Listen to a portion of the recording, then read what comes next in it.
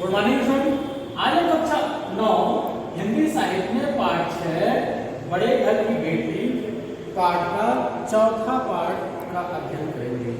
तीसरे पाठ में आपने देखा कि आनंदी स्त्रियों को तो भावसा जब रोने लगी तो आंसुओं को देख के श्रीकंठ जैसे धैर्यवान और शांत पुरुष के भी हिम्मत टूट गए और किसी तरह से उसने रात व्यतीत किया और सुबह उठते ही वह अपने पिता के सम्मुख जा पहुंचा और जाकर बोला, दादा अब इस घर में मेरा निर्वाह नहीं होगा। इस तरह की विद्रोहपूर्ण बातें सुनकर के श्रीकंठ सिंह ने कितनी ही बार अपने मित्रों को आड़े हाथ लिया था, लेकिन आज वही परिस्थितियां उसके सामने भी उपस्थित हो गई। कहा जाता है कि दूसरे को उपदेश देना बहुत ही सरल और सहज है, लेकिन जब वही समस्या अपने ऊपर आती है तो आदमी टूट कर बिखर जाता है। बेनी माधव सिंह घबरा उठे। उनके बातों को सुनकर वह बड़े बेचैन और उग्र हो उठे। श्रीकंठ सिंह बोले, इसलिए कि मुझे भी अपनी प्रतिष्ठा का कुछ ख्याल है। मैं सप्ताह भर घर से बाहर रहता हूँ और यहाँ मैं देख रहा हूँ कि अपने ही घर में सब अन्याय और हट का प्रयोग कर रहे हैं। जिसको बड़ों का आदर करना, सम्मान करना नहीं आता, वह दूसरे को सिखा रहे हैं, उनको सीख दे रहे हैं, उनके सिर चढ़ते हैं। मैं दूसरों का नौकर ठहरा, घर पर नहीं, मेरे पीछे स्त्रियों को खड़ाओं से मारा पीटा जाता है, जूतों की बौछार होती है।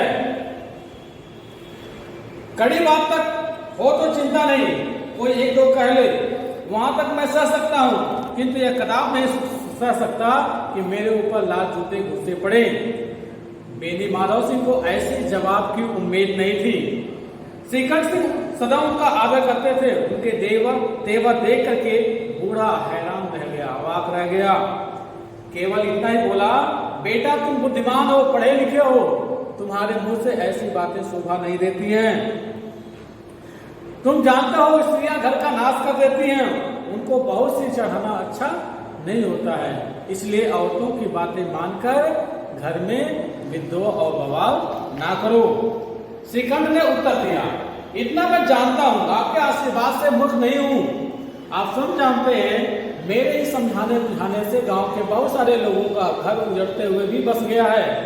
वे संयुक्त परिवार में रहना प्रारंभ कर दिए हैं, लेकिन जिस स्त्री की मान प्रतिष्ठा ईश्वर के दरबार में मैं उत्तरदायी हूं, मैं उसका अपमान कदाप नहीं सह सकता।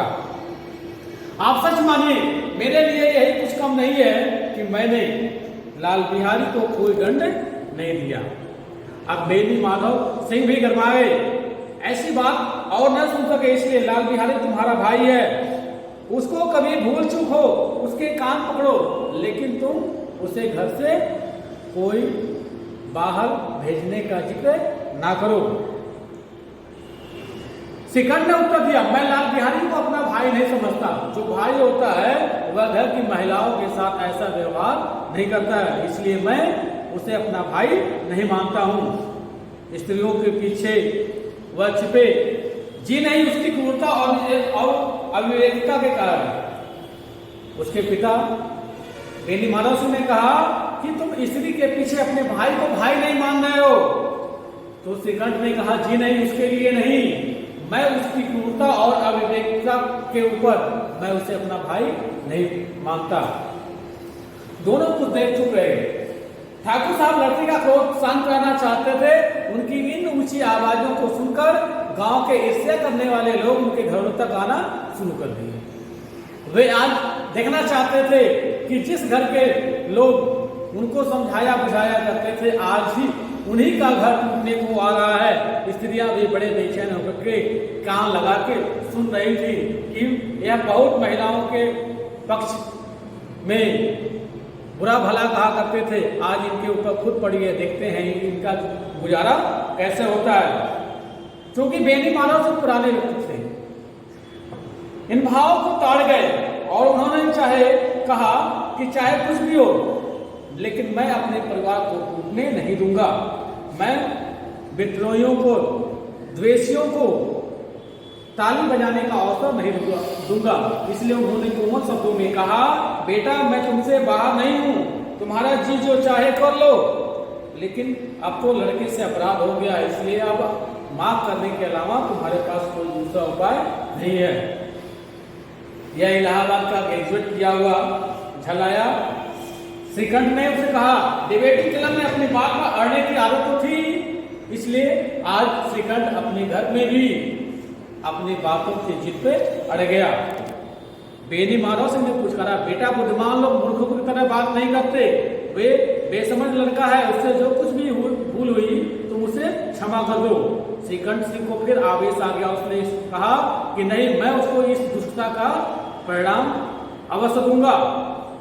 आपको यदि वह अधिक प्यारा है तो मुझे विदा कीजिए, मैं ही घर छोड़कर चला जाऊंगा, नहीं तो वह ही घर छोड़कर चला जाए। इस बात को उसने जिद किया और जिसके कारण से श्रीकंठ अपने पिता को सामने अपनी बातों पे अड़ गया। इस बात को लाल बिहारी दरवाजे पे खड़ा चुपचाप सुन रहा था। बड़े भाई की ऐसी बातें सुनकर वह चारपाई पे बैठ गया।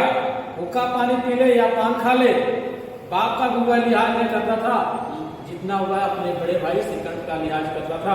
लेकिन आज उनके मुंह से ऐसी बातें सुन करके वह बहुत ही लज्जित और शर्मिंदगी महसूस करने लगा।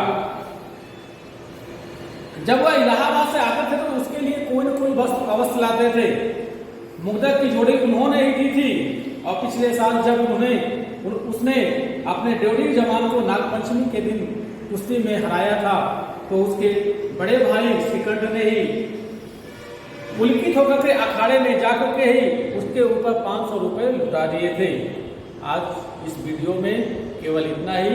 इस पाठ के अन्य भाग आपको 5वें वीडियो में मिलेंगे।